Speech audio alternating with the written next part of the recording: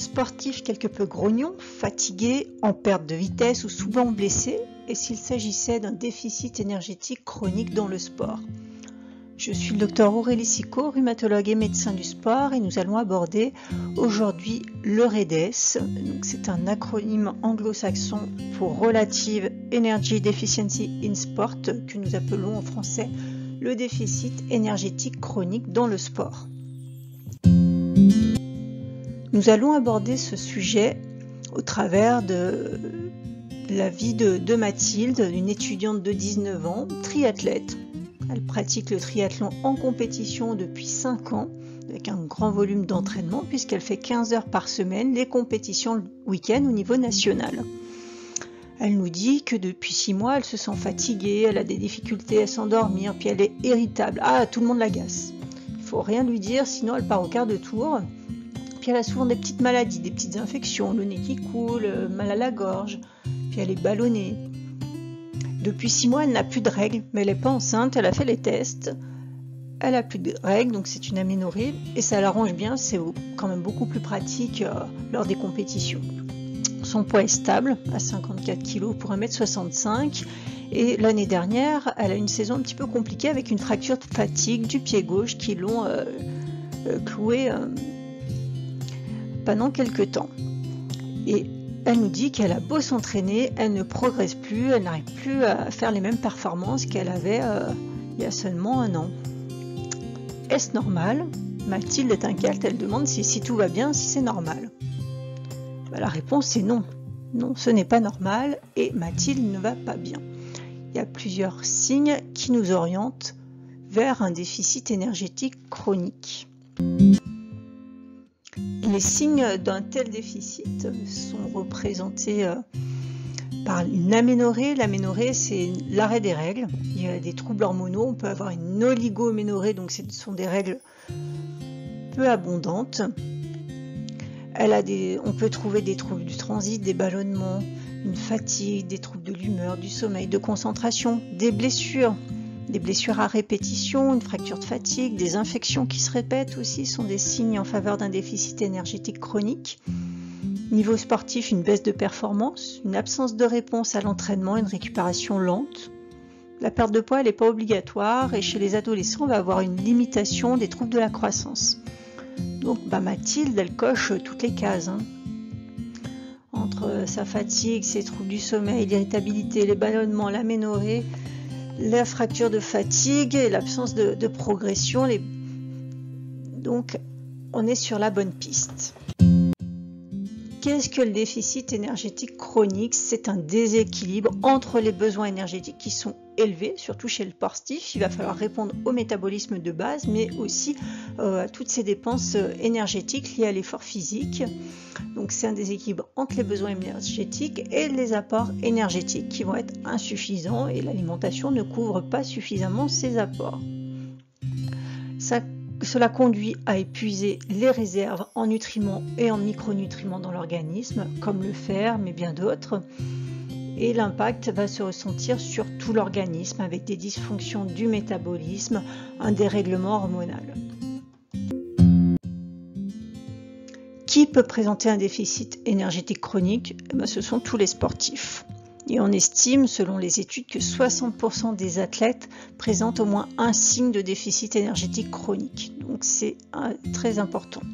Et tous les sportifs sont concernés, aussi bien les femmes que les hommes, même s'il y a 4 femmes pour un homme, à tous les âges.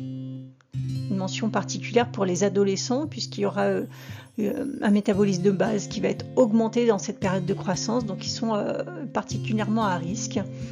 Le sportif professionnel ou le sportif amateur sont concernés aussi. Peut-être une mention spéciale, il faut attirer l'attention sur le sportif amateur qui lui ne sera pas encadré comme un sportif professionnel ou dans son club ou en fédération. Ils auront recours à des contacts avec des médecins, des diététiciens, des préparateurs physiques, des entraîneurs qui seront sensibilisés à ce problème-là. Le sportif amateur souvent peut être seul à s'entraîner et il lui manque cette information pour faire ce diagnostic de déficit énergétique.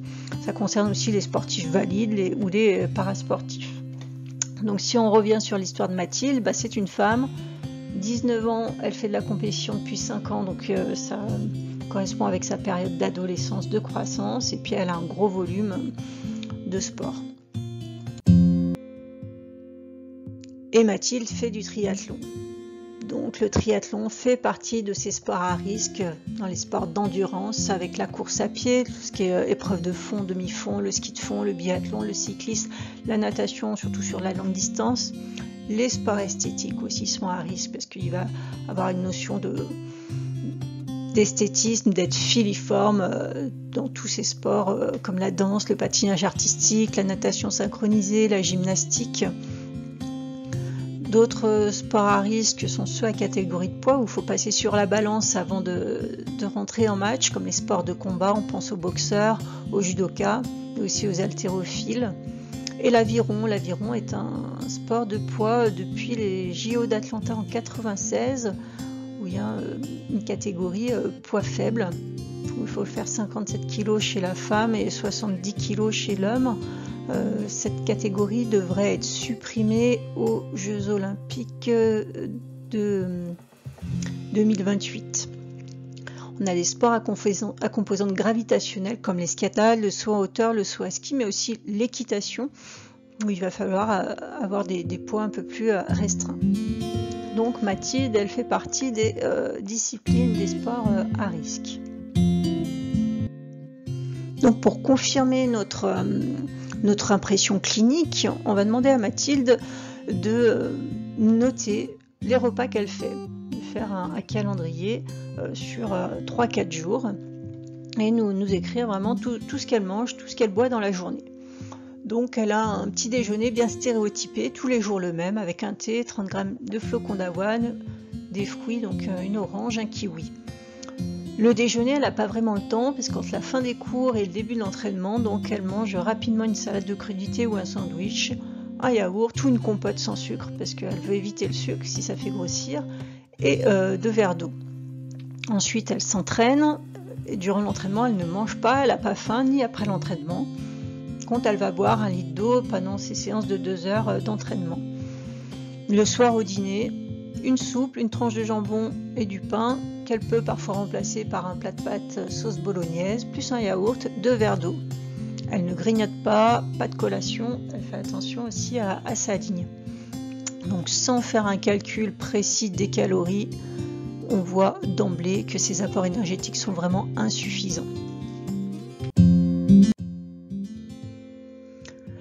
Pour continuer dans notre prise en charge, on fait faire une prise de sang à Mathilde et on s'aperçoit qu'elle a une anémie, l'hémoglobine est basse, que la ferritine, ses réserves en fer sont abaissées également, la glycémie est normale, elle n'a pas de syndrome inflammatoire, la vitamine D est basse et on lui dose tout un tas d'hormones et on s'aperçoit que ce profil hormonal est perturbé. Avec la TSH, donc l'hormone thyroïdienne et le cortisol sont augmentés, alors que toutes les hormones sexuelles féminines, les oestrogènes, la LH, la FSH, les progestérone sont abaissées. Et au passage, on lui dose les bêta-HCG qui sont négatives, donc qui témoignent bien qu'elle n'est pas enceinte. Donc, il y a des signes paracliniques qui sont caractéristiques d'un déficit énergétique chronique et Mathilde, elle les présente avec l'anémie, l'hémoglobine basse, une ferritine basse, il n'y a plus de réserve en fer et un profil hormonal anormal. Donc Mathilde, elle a le tiercé gagnant. Notre examen important à réaliser, c'est la densitométrie osseuse qui, à mon avis, n'est pas souvent réalisée, qui devrait l'être de plus en plus pour évaluer la masse osseuse. Et chez ces sportives en déficit énergétique chronique, on va avoir une perte de masse osseuse, et ce qui est fort ennuyeux, puisque ce pic de masse osseuse, comme vous pouvez le voir sur le graphique, va se former vers l'âge de 20 ans. 20-25 ans, c'est là qu'on aura le pic qui sera maximal, qui va se stabiliser jusqu'à la ménopause, puis à partir de la ménopause, on va avoir une perte de masse osseuse, mais qui peut conduire à l'ostéoporose et aux fractures. Donc il est vraiment important vers l'âge de 20 ans, 25 ans, d'avoir un pic le plus haut possible pour ralentir la chute. Et si on a ces déficits énergétiques, ces manques d'apport dès l'adolescence, au début du jeune âge adulte, on va s'orienter sur des problèmes de masse osseuse et de risque fracturaire. Donc qu'est-ce qu'on propose à Mathilde pour qu'elle retrouve la forme? Il va falloir la prendre en charge de façon multidisciplinaire.